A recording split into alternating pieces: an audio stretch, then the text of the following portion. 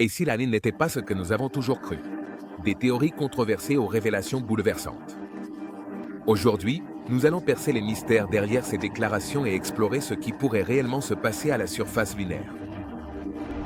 Numéro 3. La Lune est-elle une distraction? T'es-tu déjà demandé pourquoi Elon Musk, le créateur de SpaceX, semble désintéressé par la Lune?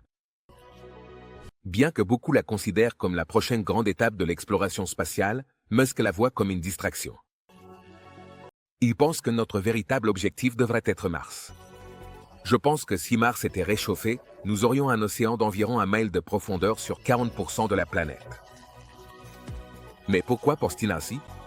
En janvier 2025, Musk a clairement indiqué que SpaceX n'a pas de projet de mission lunaire. Lorsqu'on lui a posé la question, il a répondu « Non, nous allons directement sur Mars. La Lune est une distraction ». Cette déclaration a surpris beaucoup de monde, d'autant plus que des agences spatiales comme la NASA et des entreprises privées font pression pour retourner sur la Lune. La plupart des experts considèrent cela comme une étape logique pour l'exploration de l'espace lointain. Mais Musk pense qu'investir du temps et des ressources sur la Lune ne fera que ralentir les progrès de l'humanité vers la colonisation de Mars. Si elle s'évapore, l'atmosphère se densifie. On souhaiterait un réchauffement global sur Mars. Mais, et si la position de Musk cachait plus de choses qu'il n'y paraît? Et si la Lune recelait des secrets qui pourraient bouleverser tout ce que nous savons sur l'exploration spatiale?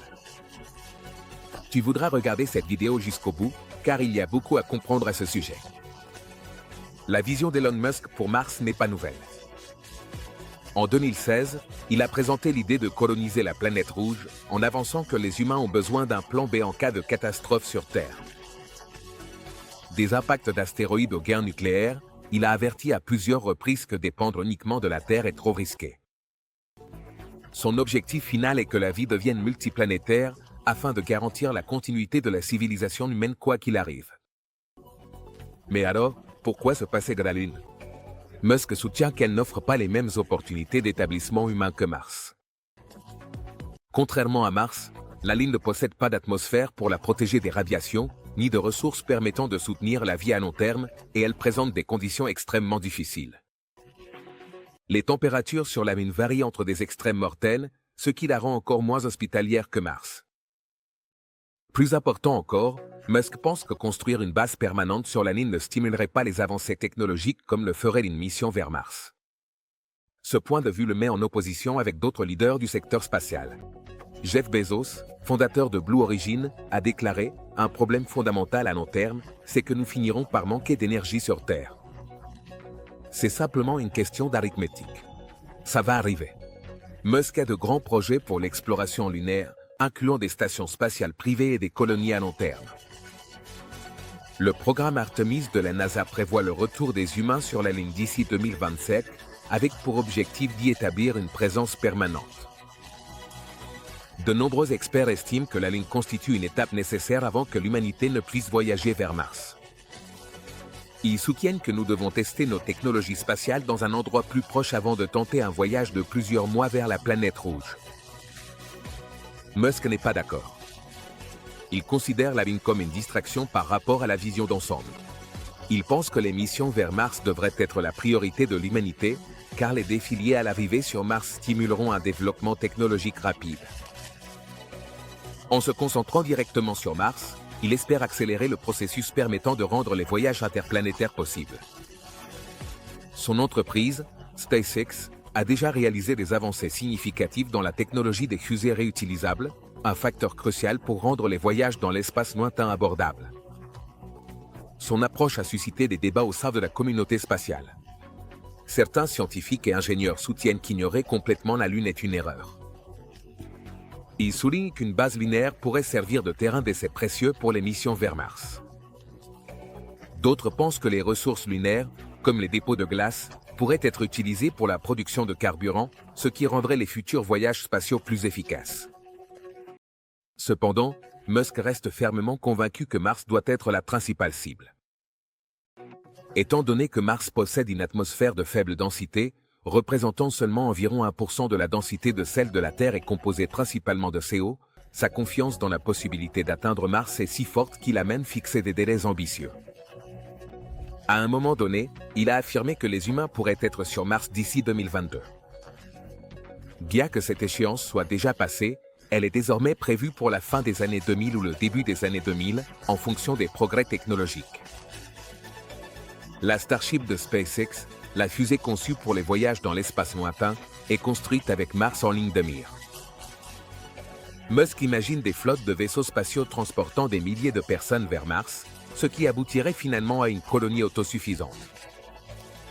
Nous devrions consacrer une grande quantité de ressources à Mars. Fait curieux, l'obsession de Musk pour Mars a un lien étrange avec un vieux livre de science-fiction. En 1953, un roman intitulé Projet Mars prédisait qu'un leader nommé Elon emmènerait des humains sur Mars. Lorsque Musk a appris cette coïncidence, il l'a trouvée amusante, mais n'a pas fait d'autres commentaires. Cela ajoute tout de même une touche intéressante à ses ambitions spatiales. Au-delà du simple fait d'atteindre Mars, Musk a une vision détaillée de la façon dont les humains y vivront. Il parle de construire une ville avec une énergie durable, des abris souterrains pour se protéger des radiations et une économie pleinement fonctionnelle. Selon lui, une fois qu'une colonie martienne deviendra autosuffisante, cela marquera le début d'un nouveau chapitre dans la civilisation humaine. Malgré sa détermination, Musk fait face à de sérieux défis. Il y a une grande quantité de CO gelé qui s'évaporera, densifiera l'atmosphère et, en fait, on souhaiterait un réchauffement climatique sur Mars. Envoyer des humains sur Mars nécessite d'énormes quantités de carburant, de nourriture, d'eau et de fournitures. Le voyage en lui-même est dangereux et dure entre 6 et 9 mois. Avec la technologie actuelle, les astronautes devraient supporter une radiation extrême, de longues périodes d'isolement et des conditions environnementales difficiles. Même s'ils survivent au voyage, ils devraient vivre dans des habitats pressurisés ou des abris souterrains. Il y a ensuite l'aspect financier. SpaceX progresse avec Starship, mais le coût d'envoyer des personnes sur Mars reste incroyablement élevé. Musk a suggéré que les billets pour Mars pourraient finir par coûter environ $100 000 par personne, les rendant accessibles à davantage de personnes avec le temps.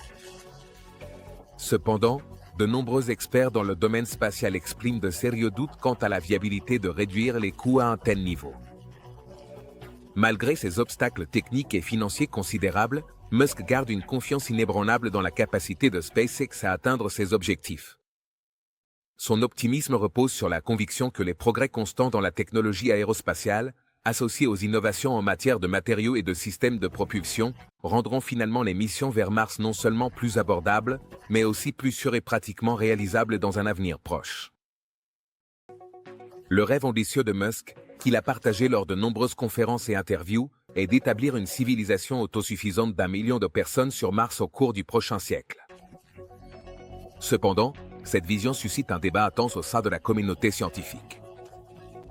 Les critiques les plus sceptiques, y compris des vétérans de l'industrie aérospatiale et des experts en habitabilité planétaire, soutiennent que le calendrier proposé par Musk est excessivement optimiste.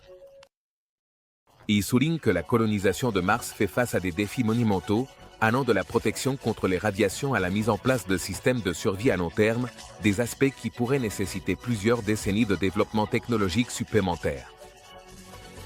Les principales agences spatiales gouvernementales, telles que la NASA et diverses organisations spatiales internationales, ont délibérément choisi une approche plus progressive et méthodique. Cette stratégie plus prudente repose sur des décennies d'expérience en exploration spatiale et une compréhension approfondie des risques impliqués. Néanmoins, il est important de reconnaître que la collaboration entre SpaceX et la NASA a été extraordinairement fructueuse au fil des années, permettant des avancées significatives dans la technologie spatiale et établissant de nouvelles normes dans l'industrie. Malgré le scepticisme considérable qui entoure ces plans ambitieux, la vision audacieuse de Musk continue d'inspirer des millions de personnes à travers le monde. Sa conviction inébranlable en la possibilité d'un avenir multiplanétaire n'a pas seulement élargi les horizons de l'exploration spatiale, mais a également catalysé une transformation fondamentale dans la manière dont l'industrie aborde les défis technologiques. Indépendamment du fait que ses objectifs les plus ambitieux se réalisent ou non de son vivant, l'impact de ses efforts dans le domaine des voyages spatiaux est indéniable. La perspective visionnaire de Musk a accompli quelque chose d'extraordinaire.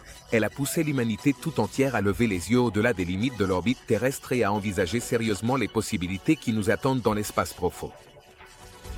Numéro 2. Des questions sans réponse concernant la surface lunaire. Plus on approfondit l'étude de la Lune, plus les mystères se multiplient.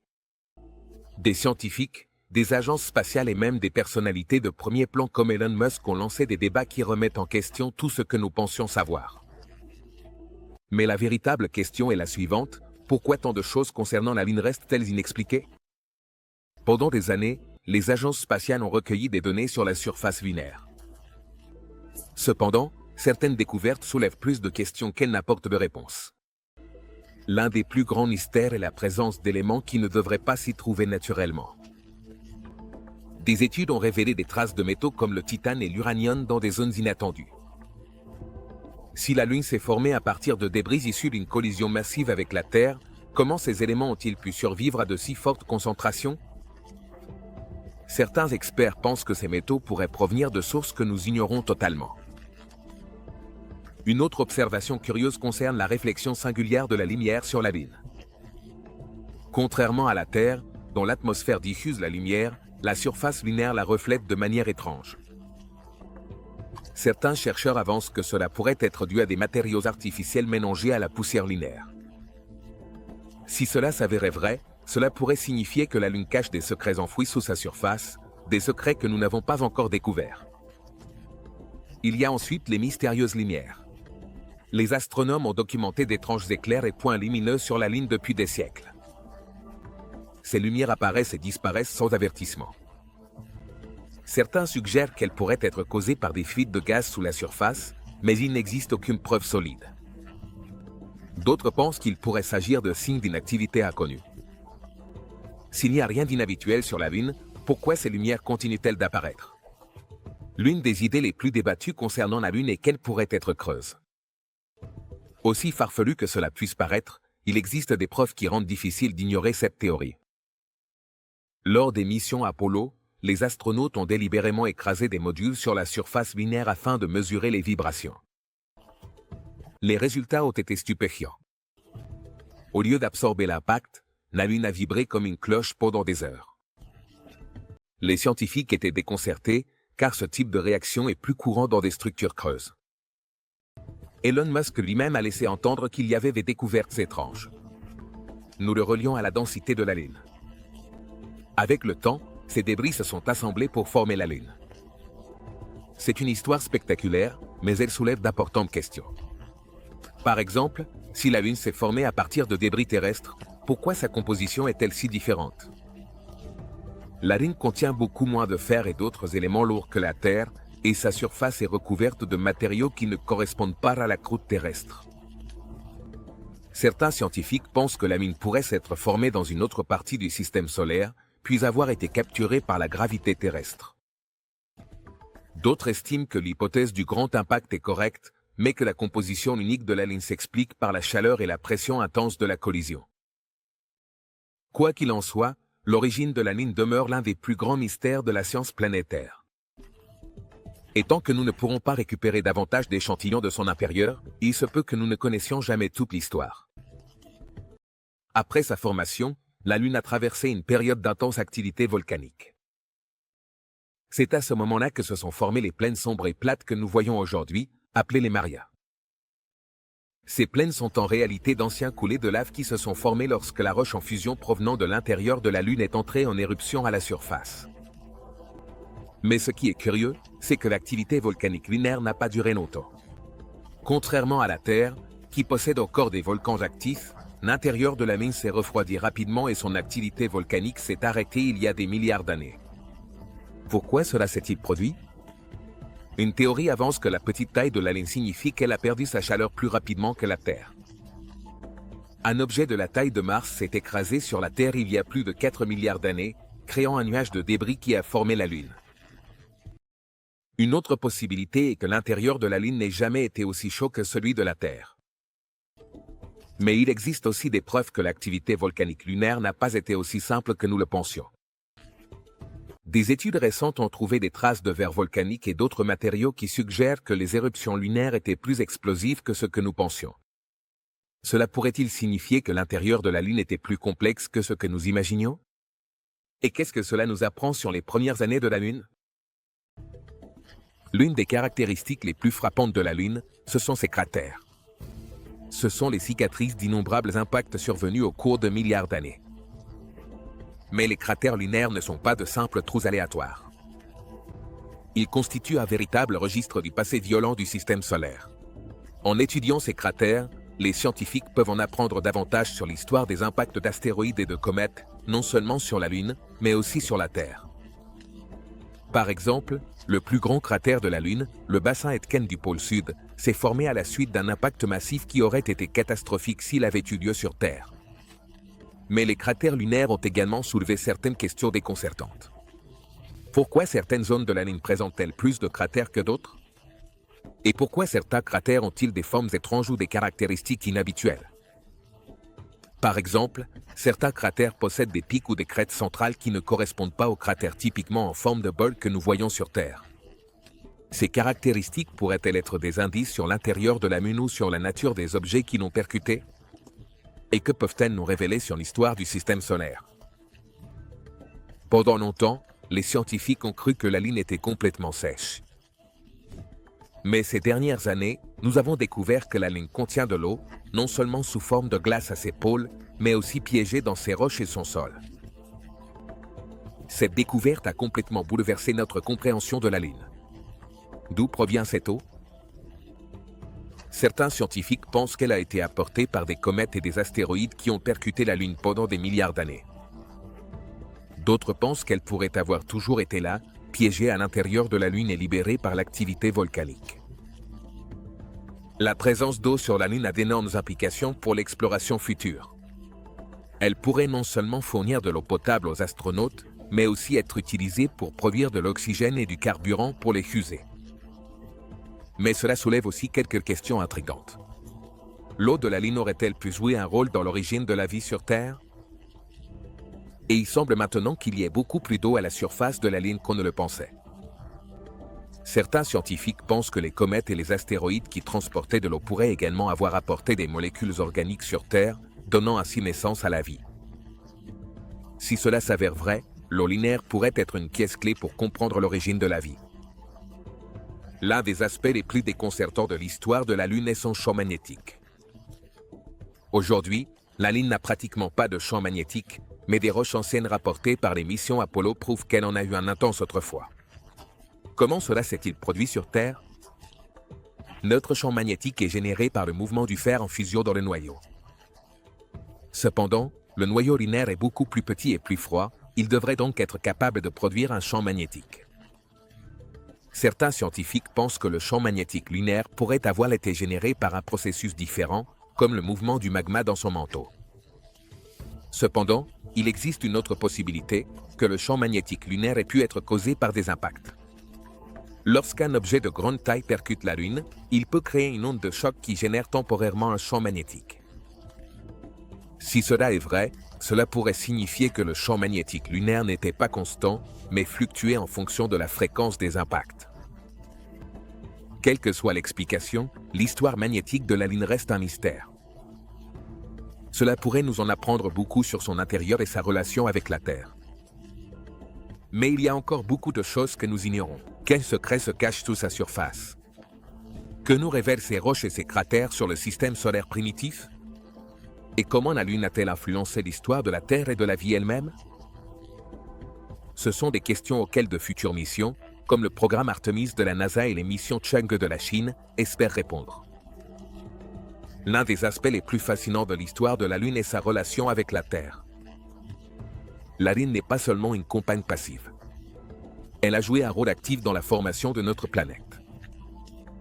Par exemple, la gravité lunaire crée les marées qui ont influencé l'évolution de la vie dans les océans terrestres.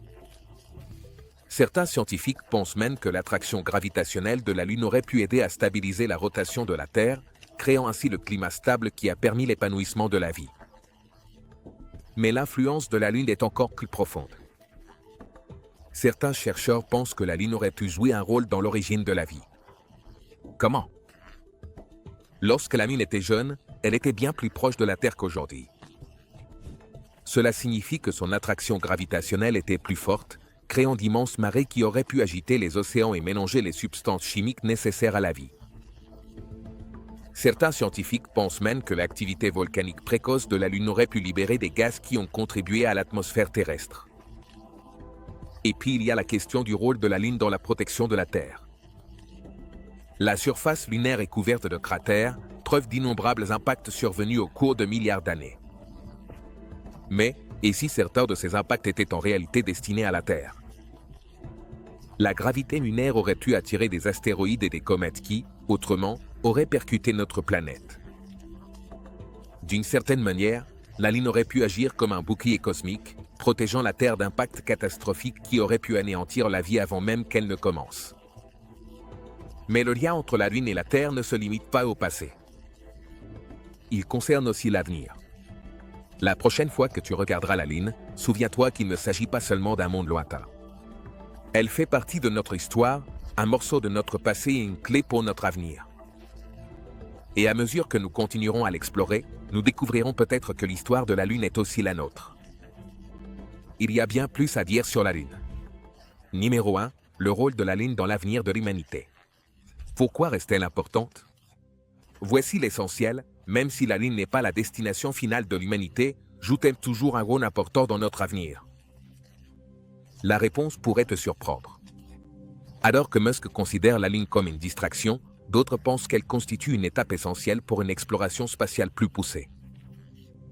L'un des arguments les plus solides en faveur d'un focus sur la Lune est son potentiel en tant que terrain d'essai pour les technologies nécessaires à Mars et au-delà. Réfléchissez la Lune n'est qu'à 3 jours de la Terre, alors que Mars se trouve à 6 à 9 mois de voyage. Si quelque chose tourne mal sur la Lune, l'aide est relativement proche. Mais si un problème survient sur Mars, les astronautes sont livrés à eux-mêmes. Cela fait de la Lune l'endroit idéal pour tester de nouvelles technologies, des habitats et des systèmes de survie. Le programme Artemis de la NASA en est un excellent exemple. L'objectif est que les humains retournent sur la Lune d'ici 2027 et y établissent une présence durable. Cela inclut la construction de bases lunaires, l'essai de nouvelles combinaisons spatiales et même l'extraction de ressources comme la glace d'eau à la surface lunaire. Ces expériences pourraient fournir des informations précieuses pour de futures missions vers Mars. Par exemple, si nous parvenons à découvrir comment vivre et travailler sur la Lune, nous serons bien mieux préparés pour relever les défis de Mars. Une autre raison pour laquelle la Lune est importante, ce sont ses ressources. Bien que Musk affirme que la Lune manque des ressources nécessaires à un établissement à long terme, d'autres la considèrent comme un véritable trésor de matériaux qui pourrait révolutionner les voyages spatiaux. L'une des découvertes les plus passionnantes est la présence de glace d'eau dans les régions polaires de la Lune. L'eau est essentielle à la vie, mais c'est aussi un ingrédient clé pour le carburant des fusées. En divisant l'eau en hydrogène et en oxygène, nous pourrions produire du carburant pour les vaisseaux spatiaux directement sur la Lune. Cela rendrait les missions vers l'espace lointain beaucoup plus abordables et durables. En plus de l'eau, la Lune possède d'autres ressources précieuses, comme les terres rares et l'hélium-3. Les terres rares sont des éléments chimiques essentiels que l'on retrouve dans une large gamme d'appareils modernes, allant des composants les plus basiques des smartphones jusqu'aux systèmes les plus avancés des véhicules électriques et des technologies vertes. Quant à l'hélium-3, un isotope particulier de l'hélium, il représente une promesse significative en tant que carburant pour les réacteurs à fusion nucléaire, ce qui pourrait révolutionner notre manière de produire de l'énergie. Bien que l'extraction et le traitement de ces ressources lunaires présentent des défis techniques et logistiques considérables, les récompenses potentielles sont véritablement extraordinaires. Les experts du domaine suggèrent que la Lune pourrait se transformer en un centre névralgique pour les opérations minières et la fabrication spatiale, fournissant une source durable de matériaux critiques aussi bien pour les industries terrestres que pour les futures entreprises spatiales. La pertinence de la Lune s'étend bien au-delà de son potentiel économique et scientifique, englobant des dimensions géopolitiques cruciales. Au cours de la dernière décennie, des nations comme la Chine et la Russie ont considérablement accéléré leur programme d'exploration lunaire, en lançant des missions de plus en plus ambitieuses. Cette intensification des activités a suscité d'importantes inquiétudes quant à l'émergence d'une nouvelle ère dans la course à l'espace, où la mine est devenue le prix le plus convoité. Pour les États-Unis et leurs alliés stratégiques, établir et maintenir une présence substantielle sur la Lune est devenu un impératif, non seulement pour la sécurité nationale, mais aussi pour préserver leur position de leader sur la scène mondiale. Dans le contexte américain, bien que la situation présente ses propres particularités, les perspectives sont particulièrement prometteuses. Il existe une préoccupation fondée que si d'autres puissances parviennent à établir une présence dominante sur la Lune, elles pourraient exercer un contrôle disproportionné sur des ressources stratégiques vitales et des emplacements d'importance critique. Cette réalité géopolitique a été l'un des principaux catalyseurs de la structure collaborative du programme Artemis de la NASA, qui a établi des partenariats solides avec des organisations spatiales internationales telles que l'Agence spatiale européenne et la JAXA japonaise. Grâce à cette coopération internationale sans précédent, ces pays cherchent à garantir que la Lune demeure un patrimoine commun de l'humanité, accessible et bénéfique pour toutes les nations. La dimension culturelle de la Lune mérite une attention particulière dans cette discussion. Tout au long de l'histoire de l'humanité, notre satellite naturel a été une source inépuisable d'inspiration, façonnant des expressions artistiques, des récits littéraires et des systèmes mythologiques dans pratiquement toutes les civilisations. La Lune est devenue un symbole universel qui transcende les frontières et les cultures, représentant la quête éternelle de l'humanité pour l'exploration, le mystère qui alimente notre curiosité scientifique et l'ambition innée qui nous pousse à dépasser nos limites apparentes. Retourner sur la Lune ne concerne pas uniquement les avancées scientifiques ou les considérations politiques. Il s'agit de raviver ce profond sentiment d'émerveillement, de fascination et de possibilités infinies qui a caractérisé l'âge d'or de l'exploration spatiale. Imaginez l'impact transformateur que cela aurait pour une nouvelle génération de rêveurs et d'explorateurs de voir, en temps réel et avec la technologie moderne, le moment historique où des êtres humains laisseraient à nouveau leurs empreintes sur la surface lunaire. Ou mieux encore, être témoin de l'extraordinaire processus de construction de la première base permanente sur un autre monde, un témoignage concret de la capacité humaine à élargir ses horizons au-delà de la Terre. Ces réalisations monumentales ne marqueraient pas seulement une étape majeure dans l'histoire de l'humanité, mais pourraient aussi catalyser une nouvelle vague d'enthousiasme pour la science, inspirant d'innombrables jeunes esprits brillants à poursuivre des carrières dans les domaines STEM, cruciaux pour notre avenir. Alors, comment pouvons-nous réconcilier cette vision avec le débat actuel entre la Lune et Mars? Bien qu'il soit vrai qu'Elon Musk avance des arguments valables en se concentrant sur l'objectif fondamental de faire de l'humanité une espèce multiplanétaire, il serait une erreur stratégique de considérer la Lune comme une simple distraction sur ce chemin. Au contraire, nous devrions reconsidérer notre satellite naturel comme un pont essentiel vers des destinations plus lointaines. La Lune représente une opportunité unique, un laboratoire spatial idéalement situé, où nous pouvons développer et perfectionner des technologies cruciales, établir des méthodes efficaces d'extraction et d'utilisation des ressources extraterrestres, et cultiver les compétences fondamentales dont nous aurons besoin pour nous aventurer plus loin, vers Mars et, finalement, vers les profondeurs de l'espace. En effet, un nombre croissant d'experts en exploration spatiale soutient que la stratégie la plus efficace consiste en une approche double et complémentaire, tirant parti des synergies entre les missions lunaires et martiennes. Le programme Artemis de la NASA illustre parfaitement cette philosophie. Tout en posant les bases d'une présence humaine durable sur la Lune, il développe et valide simultanément des technologies cruciales qui seront indispensables pour les futures missions habitées vers Mars. La polyvalence du vaisseau Starship de SpaceX renforce ce concept, en démontrant comment une plateforme technologique bien conçue peut servir efficacement aussi bien des objectifs lunaires que martiens, maximisant ainsi le retour sur investissement dans le développement spatial. En regardant vers l'horizon du futur spatial de l'humanité, il est indéniable que la Lune jouera un rôle fondamental dans notre évolution en tant qu'espèce spatiale.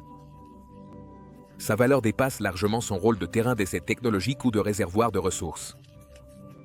Elle représente un point de bascule dans notre capacité à exister et à prospérer au-delà de notre planète d'origine. Cependant, de nombreux mystères restent encore à élucider.